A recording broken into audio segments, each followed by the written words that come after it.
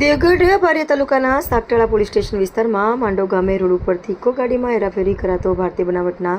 વિદેશી દારૂની પતરાની ટીન બિયરની બોટલો નંગ 600 જેની કિંમત ₹82,200 અને હેરાફેરીના ઉપયોગમાં લીધેલી ઇકો ગાડી તેમજ 2 મોબાઈલ ફોન મળી કુલ કિંમત ₹3,42,200ના મુદ્દામાલ સાથે 2 આરોપીઓને ઝડપી પાડી કાયદેસરની કાર્યવાહી હાથ ધરી.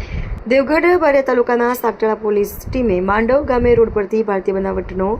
વિદેશી દારૂનો જથ્થો ઝડપી પાડ્યો, જે દાહોદ જિલ્લા પોલીસ અધિક્ષક રવિરાજસિંહ જાડેજાનાઓએ ગેરકાયદેસર રીતે પ્રવૃત્તિ સાથે સંકળાયેલા ઇસમો ઉપર જરૂરી વોચ તપાસ રાખી પ્રોહિબિશન તેમજ જુગારના કેસો શોધી કાઢી કાર્યવાહી કરવા આપેલ સૂચનાના આધારે સાગટાળા પોલીસ સ્ટેશનના પોલીસ ઇન્સ્પેક્ટર બીવી ઝાલા નાઓને પોલીસ સબ ઇન્સ્પેક્ટર HD લાખાના તેમજ સર્વેલન્સ સ્કોડ અને તમામ બીટ આપો ઇન્ચાર્જ નાઓને પેટ્રોલિંગમાં રહી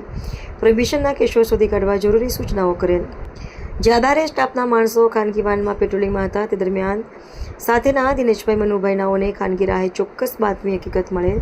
કે એક સિલ્વર કલરની ઇકો ગાડીમાં 2 ઇસમો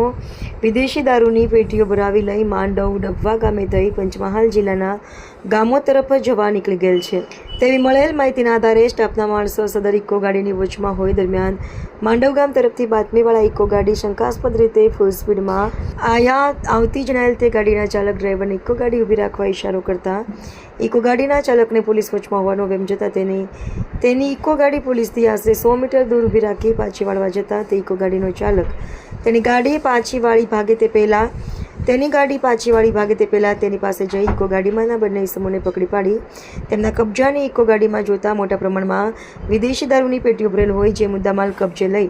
4 ઇસમો વિરુદ્ધ ગુનો દાખલ કરી, જેમાં 2ની સ્થળ પરથી જ ધરપકડ કરી અને ઇસમો ફરાર. આમાં ગુનાના કામે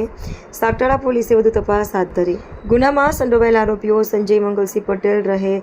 ગામ ગોલવાવ, સંજય દિનેશભાઈ પટેલ વાંગરવા તાલુકો ઘોગંબા અને પોલીસ પકડથી દૂર કરશનભાઈ રાજેન્દ્રભાઈ સરદાર પટેલ રહે મેધામોવાડી તાલુકો દેવગઢ બારિયા.